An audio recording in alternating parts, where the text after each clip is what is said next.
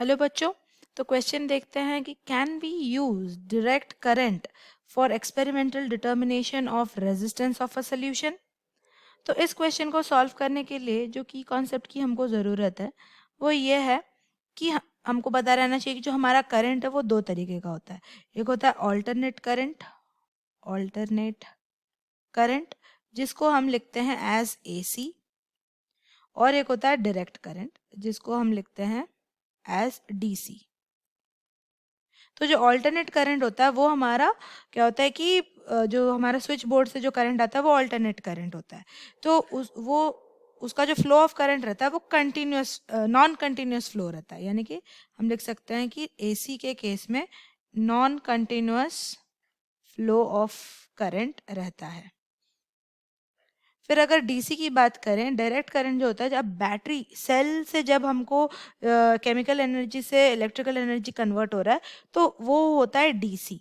अब इस केस में क्या होता है कि कंटिन्यूस फ्लो ऑफ करंट रहता है, continuous flow of current, continuous flow of current रहता है।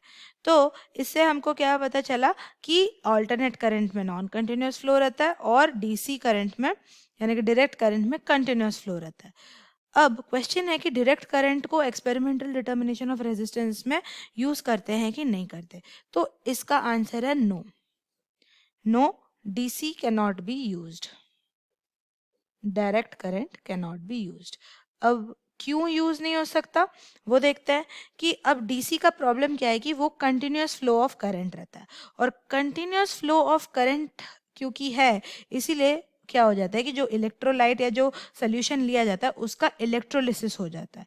अब इलेक्ट्रोलिसिस अगर हो गया तो सोल्यूशन का कॉन्सेंट्रेशन चेंज हो जाएगा। तो कॉन्सेंट्रेशन अगर चेंज हो जाएगा तो रेजिस्टेंस का वैल्यू हमको सही से एक्यूरेटली पता नहीं चलेगा। तो हम लिख सकते हैं दो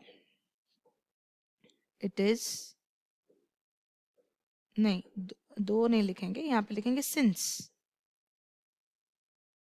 सिंस डीसी इज कंटिन्यूअस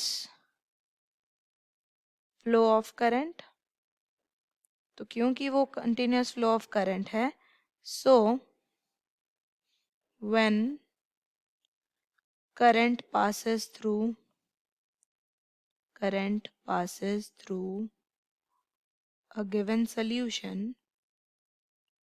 तो क्या हो जाएगा, उसका इलेक्ट्रोलिसिस हो जाएगा, इलेक्ट्रोलिसिस टेक्स प्लेस। अब इलेक्ट्रोलिसिस हो गया तो क्या हो जाएगा कि कॉन्सेंट्रेशन बदल जाएगा, which results in change in concentration of the solution। क्योंकि उसका कॉन्सेंट्रेशन बदल गया तो इसीलिए अभी रेजिस्टेंस का कैलकुलेशन सही से नहीं होगा। So the resistance cannot be calculated accurately, right? So I hope you understand the solution. Thank you.